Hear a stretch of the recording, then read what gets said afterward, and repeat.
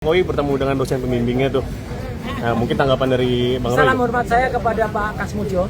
Kasihan beliau di usia 75 harus diseret-seret dengan ini. Dan saya ambil kata-kata Pak Kasmudjo. Ini kejujuran yang penting. Betul, Pak Kasmudjo. Ajarkan kejujuran untuk dia, gitu loh. Karena apa? Karena dia itu tadinya disetting untuk seolah-olah menjadi dosen pembimbing skripsi. Ya, itu ada kalimatnya di tahun 2017 kan, gitu. Ini Pak Kasmudjo bolak-balik pulang.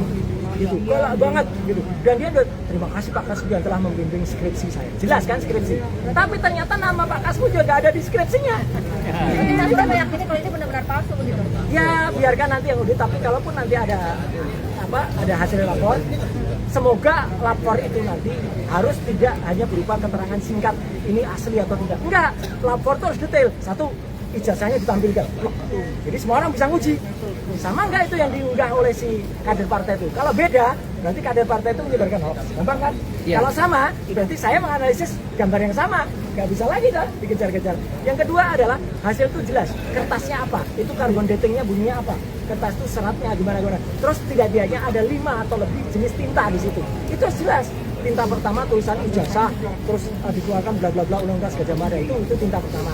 Tinta yang kedua emboss logo UGM-nya, itu tintanya beda. Nanti terdiri dari apa?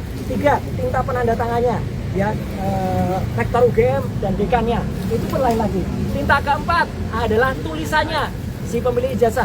Ini misalnya siapa gitu, Joko Widodo gitu. Itu pun tinta yang lain lagi. Dan tinta yang kelima cap. Itu harus beda-beda dan jelas. Kayak kita misalnya periksa kesehatan, apa mau teman-teman itu terima Anda sakit, Anda sehat? Gak mau dong.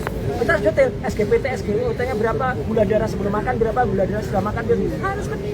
Ya, ini kenapa dipermasalahkan di akhir-akhir setelah Pak Jokowi? Apa yang membuat jadi concern gitu Mas Roy sebagai pengamat? Kalau saya jadi concern karena ada seseorang yang tiba-tiba mengunggah ijazah itu dan kemudian mengatakan asli.